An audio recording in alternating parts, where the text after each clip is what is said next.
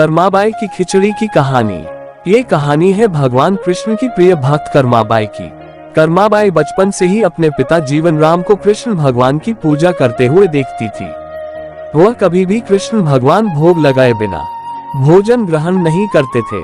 जब कर्माबाई 13 साल की थी, तब एक दिन जीवनराम को तीर्थ पुष्कर स्नान के लिए जाने की इच्छा हुई।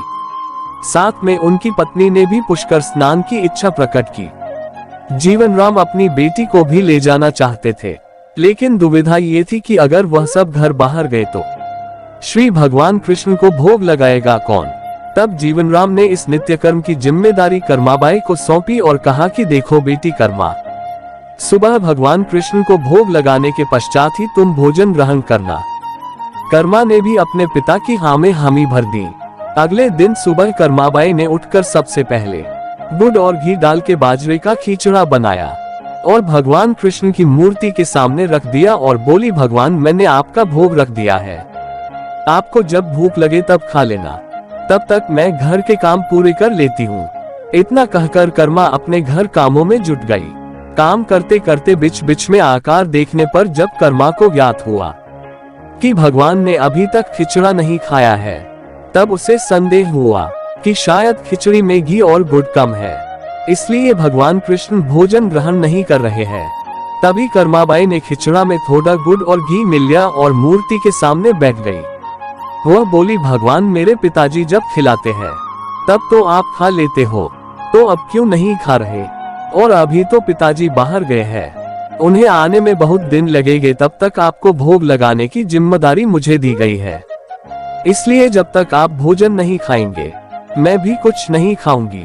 इस तरह जिद पर अड्डी नन्ही कर्मा की प्यारी बातों से कृष्ण भगवान का सिंहासन डोल गया और फिर मूर्ति में से आवाज आई, बेटी कर्मा तुमने पर्दा तो किया ही नहीं, तो मैं भोजन कैसे ग्रहण करूं? तब कर्माबाई ने मूर्ति के आगे अपनी चुनरी का पर्दा किया और कुछ ही समय में कृष्ण मूर्ति के सामने रखी खिचड़ी की थाली खाली हो गई। अब कर्मा रोज सुबह सबसे पहले कृष्णा को बाजरे का खिचड़ा खिलाती और बाद में खुद भोजन ग्रहण करती।